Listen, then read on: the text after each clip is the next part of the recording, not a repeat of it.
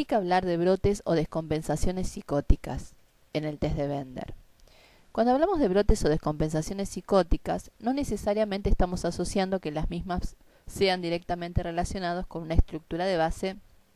psicótica, ya que muchas veces distintos trastornos, como por ejemplo las personalidades border o a veces producto de un estrés postraumático, hace que la persona tenga temporariamente una descompensación en el funcionamiento de su personalidad.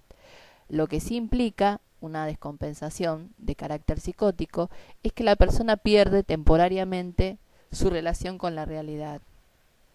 Aparecen signos que se denotan en conductas extrañas o bizarras que no son actuales, digamos que no son cotidianas y usuales en la persona, cambios de conducta, a veces agresividad, otras veces tendencia al aislamiento. Se ve como un estado de ansiedad y de angustia. Pueden aparecer ideas de persecutorias, pensamientos de sentirse que alguien lo quiere dañar.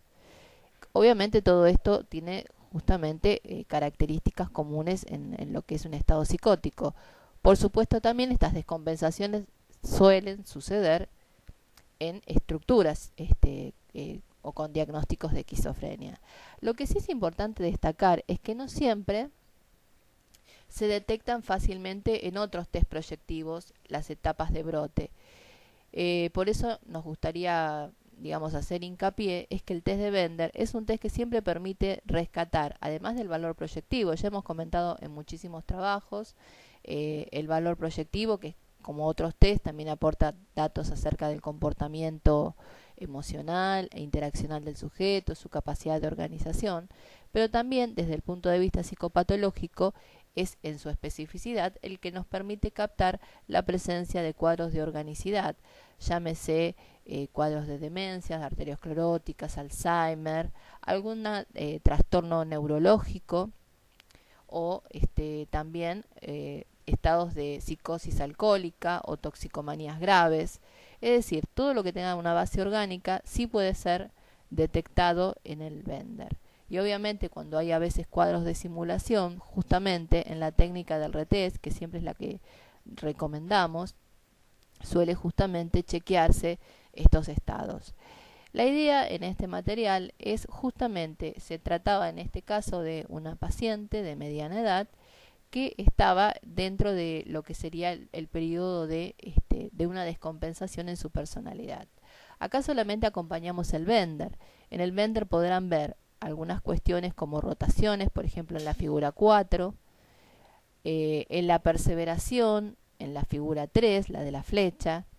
la retrogresión, es decir, en lugar de hacer puntos, por ejemplo, está en orden, o sea que saben que la primera figura, la del círculo y el rombo, es la figura A, la 1, 2,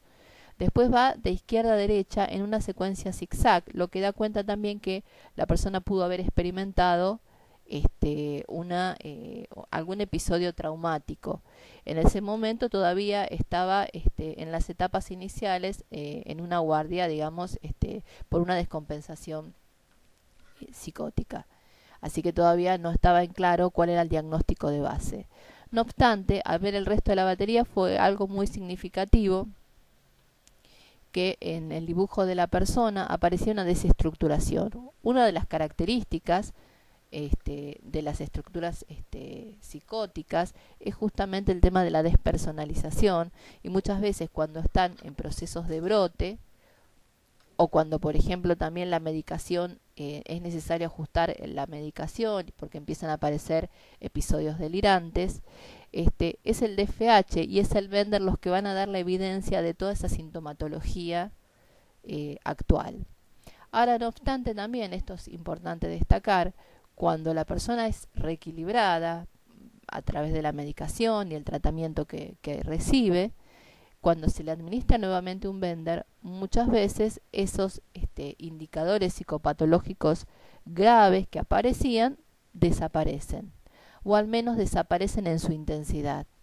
Eso también es lo que hace después, más adelante, el diagnóstico diferencial, cuando la estructura de base es, por ejemplo, esquizofrénica, o cuando la descompensación es en un trastorno de personalidad, como puede ser las personalidades fronterizas o borderline, que sabemos que son personalidades, son estructuras en donde hay algunos núcleos neuróticos, digamos, a la vez que algunos también núcleos psicóticos, que son justamente lo que ante situaciones de estrés o de ciertas presiones, dada la escasa fortaleza del yo de esas estructuras,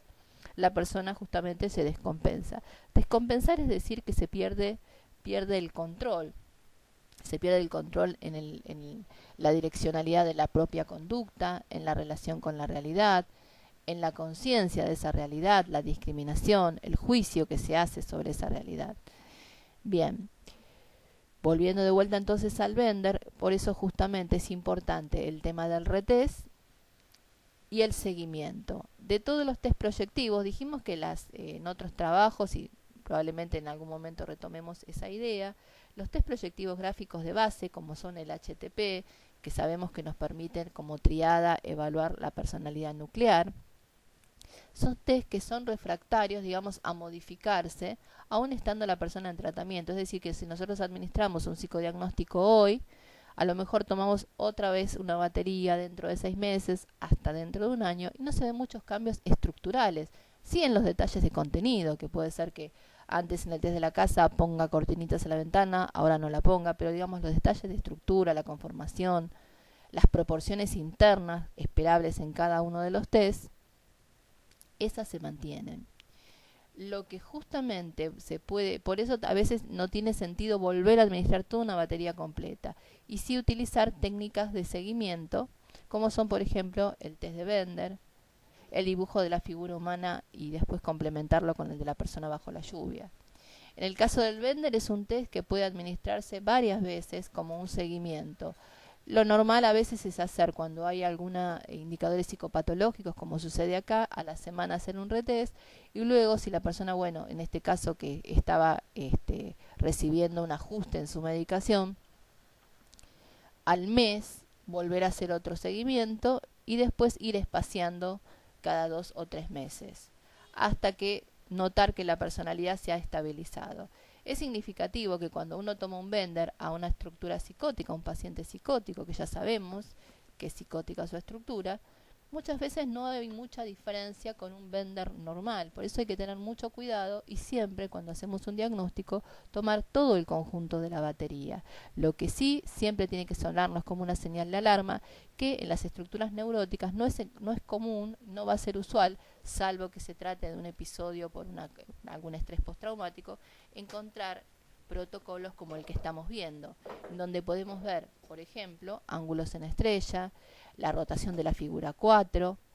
el desplazamiento en el eje en la figura 5, la tangente, y en la figura 6, la de las curvas, donde está desplazado de la derecha, donde se produce el corte o tangencia de la curvatura horizontal, hacia el lado izquierdo.